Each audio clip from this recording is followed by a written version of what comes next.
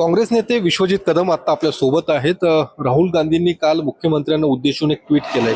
आदिवासी आश्रमशाळेतल्या मुलींच्या उपोषणासंदर्भात गेले 13 दिवस झालेत उपोषण करतात, यावर तोडगा काढण्याची मागणी होते, आता तोडगा निघत नाही। गेले 13 दिवस महाराष्ट्रातल्या मांजरे येथील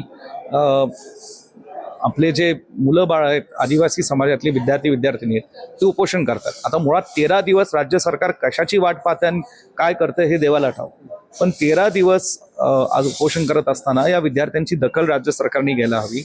परवा छात्रकी गुंज या कार्यक्रमात राहुलजींशी संवाद साधत असताना एका आदिवासी समाजातल्या आमच्याच महाराष्ट्रातल्या भगिनीने त्यांची व्यथा मांडली, त्यांचे प्रश्न मांडले आणि त्याचं गांभीर्याने दखल घेऊन काल राहुलजी गांधींनी माननीय मुख्यमंत्री मोदयांना, आदरणीय फडणवीस साहेबांना एक पत्र लिहिलेलं आहे। त्याच्यात त्यांना विनंती केली आहे की बाबा राज्य सरकारचे प्रमुख म्हणून तुम्ही तातडीने या विद्यार्थ्यांच्या प्रश्नांची दखल घ्यावी आणि या प्रश्नांच्या त्याचा वाचा फोडावा आणि त्यांना न्याय द्यावा, अशी राहुलजींनी त्यांना विनंती केलेली आहे। पण मग तोडगा निघत नाहीये। आदिवासी आमदार देखील यावरती कुठलीही भूमिका घेताना दिसत नाही राज्यातले असू दे।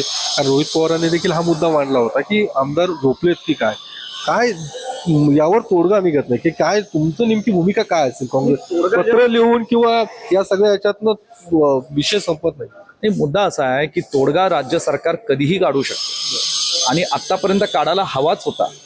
का राज्य सरकार हे करत नाही? का आदिवासी समाजातल्या लोकांना त्यांना त्यांची किंमत नाही, त्यांना कदर द्यायचं नाही या राज्य सरकारला? असं काय असेल तर ते एकदा जाहीर करावं। पण विद्यार्थी ह्या महाराष्ट्राचं आणि आदिवासी समाजाचं आणि देशाचं भविष्य आहे आणि अशा विद्यार्थ्यांना ऐकून तरी घ्या ना। ठीक आहे, 3 मागण्या असतील, 3 पैकी 2 करा, तिसऱ्यातनं काहीतरी वेगळा मार्ग काढा, पण चर्चा करून संवादातून त्यांना योग्य न्याय देऊन मार्ग काढला पाहिजे ना। सारखं नुसतं कानाडोळा करायचा आणि मोठमोठे फक्त कॉन्ट्रॅक्ट द्यायचे, असं होऊ शकत नाही। काय पुढची भूमिका काय असेल तुमची? तुम्ही रस्त्यावरती उतरून आंदोलन करणार का काय? कारण की राहुल गांधींनी स्पष्ट म्हटलं होतं की मी येईल लागलं तर, पण तुम्ही या ठिकाणी सगळे पदाधिकारी आहात, नेते आहात, तुम्ही नेमकी काही भूमिका घेणार आहात?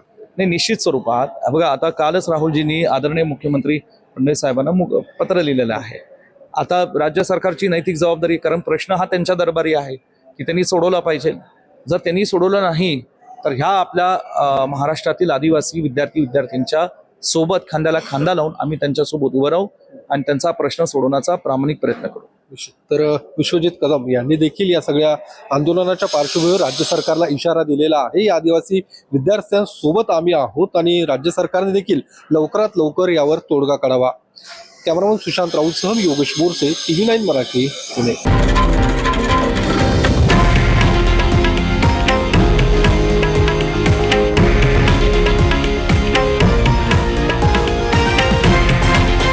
हे आहे देशातील नंबर 1 न्यूज नेटवर्क आणि आपण पाहत आहात TV9 मराठी, एकमेव।